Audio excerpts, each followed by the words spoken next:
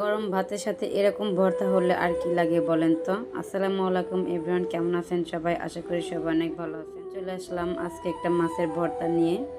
তো এটার হচ্ছে একটা রিলস আপলোড করেছিলাম, তো তারই আজকে হচ্ছে লং ভিডিওটা দিয়ে দিলাম। তো ভিডিওটা যদি ভালো লেগে থাকে অবশ্যই লাইক কমেন্ট শেয়ার করতে ভুলবেন না। আর কি কোথা থেকে দেখছেন সেটা অবশ্যই কমেন্ট করে জানাবেন। আমি এখানে রসুন, পেঁয়াজ আর শুকনো মরিচ, কাঁচামরিচ আর হচ্ছে একটা মাছের পিসা হচ্ছে ভেজে নিয়েছি তেলে, মশলা দিয়ে সব কিছু সুন্দর করে, আর সাথে হচ্ছে কালো জিরা। আমি এটা ভালো করে বেটে নিলাম, বেটে তারপরে এখানে মাছের অংশটা দিয়েও বেটে নিয়েছি। এখন হচ্ছে একটু কাঁচা সরিষার তেল দিয়ে মেখে নেব। তো এভাবে হচ্ছে ভর্তাটা আমার করা শেষ।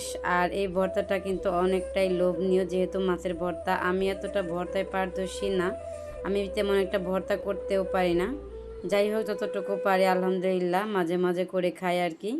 তো আমি হচ্ছে এই পাটায় এখন ভাত মেখে খাবো। আর এই পাটায় ভাত মেখে কে কে খেয়েছেন অবশ্যই কমেন্ট করে জানাবেন, আর কেমন লাগে আপনাদের কাছে সেটাও কমেন্ট করে জানাবেন। তো আমার তো বেশ ভালো লাগে, তাই আমি হচ্ছে পাটায় মেখে খাচ্ছি। এটা হচ্ছে আমাদের গ্রামের একটা ঐতিহ্য, আমরা হচ্ছে ছোটোবেলা থেকেই দেখে আসছি।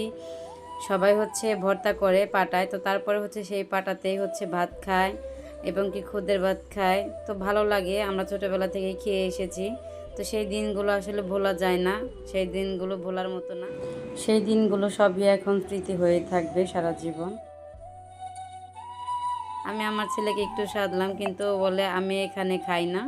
তো আমার হাজব্যান্ড চলে আসলো খাওয়ার জন্য, ও নিজেও খেয়ে অনেকটাই প্রশংসা করলো, অনেকটাই ভালো লাগছিল কিন্তু ভর্তা ভাতটা।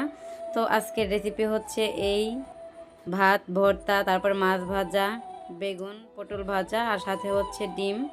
তো ডিমের রেসিপি আমার ছেলের জন্য খুবই ভালো। আজকের ভিডিওটা এ পর্যন্ত, ততক্ষণে সবাই ভালো থাকবেন, দেখা হবে পরবর্তী ভিডিওতে। আল্লাহ হাফেজ।